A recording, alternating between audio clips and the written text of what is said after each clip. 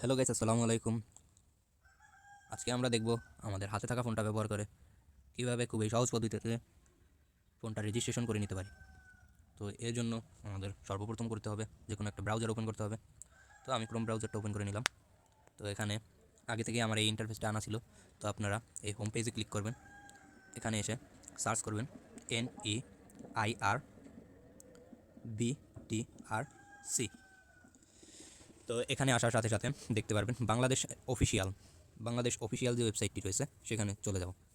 তো এখান থেকে ব্যাগে যাব, তারপর একেবারে প্রথম যে ওয়েবসাইটটি আছে সেটাতে ঢুকবো। তো এটাতে ঢোকার পরে সিম্পলি আমাদের অনেকেরই সন্দেহ জাগে, আসলে আমার ফোনটা কি অফ হয়ে যাবে বা আমি কি কোনো ভোগান্তিতে ভুগতে পারি। তো এর জন্য এই জায়গায় তারা অফিসিয়ালভাবে একটা অপশন অ্যাড করেছে যে check your phones verification status.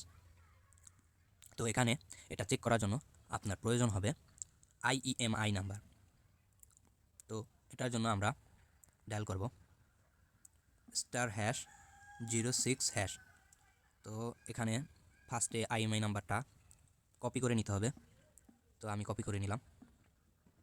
তারপরে আবারও ক্রোম ব্রাউজারে চলে আসলাম। তারপরে এখানে IEMI নাম্বারটা পেস্ট করে দিলাম। তারপর এখানে দেখেন লেখা আছে ফোন ভেরিফিকেশন স্ট্যাটাস চেক করুন। তো আমি সিম্পলি এখানে ফোন ভেরিফিকেশন স্ট্যাটাস চেক করলাম। তো দেখতেই পাচ্ছেন IEMI নাম্বার NER সিস্টেমে নিবন্ধিত হয়েছে এবং ব্যবহার হচ্ছে। মানে এই IEMI নাম্বারটা অলরেডি নিবন্ধিত রয়েছে এবং আমি ব্যবহার করতে আসি, যা আর আমার এই ফোন দিয়ে ব্যবহার করতেছি। তো এখানে আমাদের কিভাবে প্রশ্ন হলো কিভাবে আমরা ফোন রেজিস্ট্রেশন করব।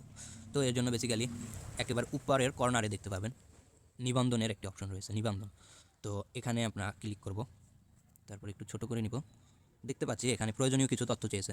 নাম, শেষ নাম, user name, personal mobile number. তারপরে যাচাইকরণ বা বাছাইকরণ, এটার জন্য বেসিক্যালি প্রয়োজন হচ্ছে যে আপনার স্মার্ট কার্ড NID, তারপর national card NID, passport card, driving licence card, birth certificate card. তো আপনার কাছে যেটা থাকবে তো আপনি নির্ভুল তথ্য দেওয়ার জন্য সেটা সিলেক্ট করেন। তো আমার কাছে ন্যাশনাল আইডি বেস্ট মনে হচ্ছে। তো ন্যাশনাল আইডি সিলেক্ট করার পরে এখানে দেখাচ্ছে ন্যাশনাল আইডির লাস্ট 4 অঙ্কের ডিজিটটা বসাতে।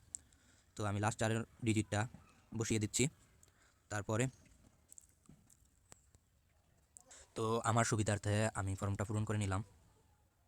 তো এখানে আপনারা খেয়াল করবেন যে যে ইউজার নেমটি দিবেন এটি নির্ভুল আর সঠিক, আর এই ইউজার নেমটি আপনাদের পরবর্তীতে প্রয়োজন হবে।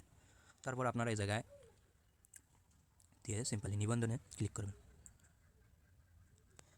তো নিবন্ধন ক্লিক করার সাথে সাথে আপনাদের নিবন্ধন হয়ে যাবে। তারপর এখান থেকে ক্রস করে লগইনে ক্লিক করবেন। তো লগইনে ক্লিক করার সাথে সাথে আপনার গুগলের সেটআপ থেকে দেখা যাবে যে আপনি যে অ্যাকাউন্টটি ক্রিয়েট করছেন বা যে অ্যাকাউন্টটি দ্বারা নিবন্ধন করছেন তো ওইটা আসবে। তো এখান থেকে সাইন আপ করে দিবেন। তো তো লগ ইন করা শেষ হলে আবার এরকম একটা ইন্টারফেস শো করবে, এটা কমপ্লিট হয়ে যাবে। তো রেজিস্ট্রেশন কমপ্লিট করার শেষে আপনি এখান থেকে আপনার যে কোনো প্রশ্ন বা রেজিস্ট্রেশন সম্পর্কিত যে কোনো তথ্য আপনি এখান থেকে পেয়ে যাবেন।